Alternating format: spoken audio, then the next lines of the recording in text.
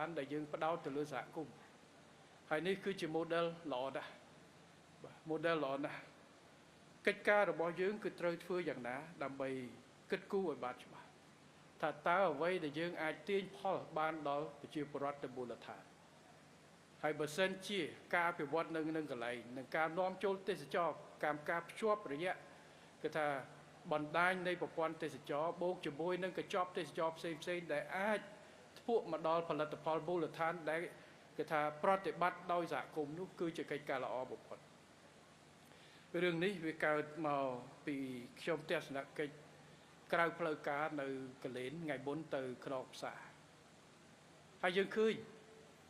ហើយរូបមន្តនេះគឺបានដើរនៅច្រើនកន្លែងនៅកញ្ចេះនៅកន្លែងមួយចំនួនដែលសហគមន៍គាត់ដើរតែម្ដង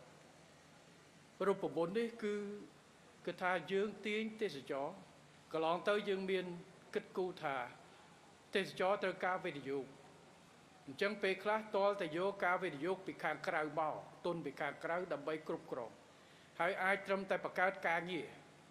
ជូនប្រជាពលរដ្ឋទៅទៀតពិតណាស់វាមានទ្រង់ទ្រាយមានទំហំប៉ុន្តែការអភិវឌ្ឍយើង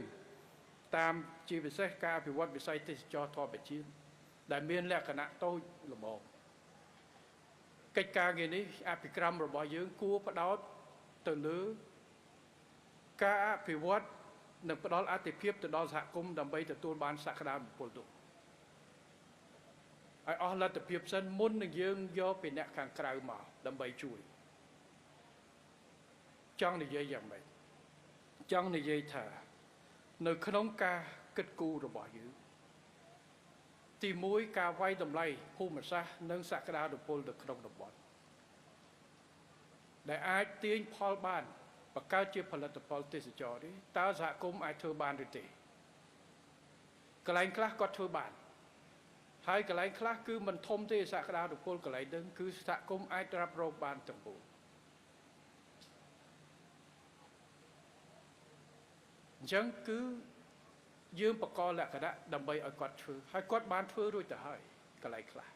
ថ្ងៃមុនខ្ញុំទៅលងធំនៅកលែនសហគមន៍មួយនឹងគាត់បានរៀបចំបត្យកលាជា ecosystem របស់គាត់ទៅហើយ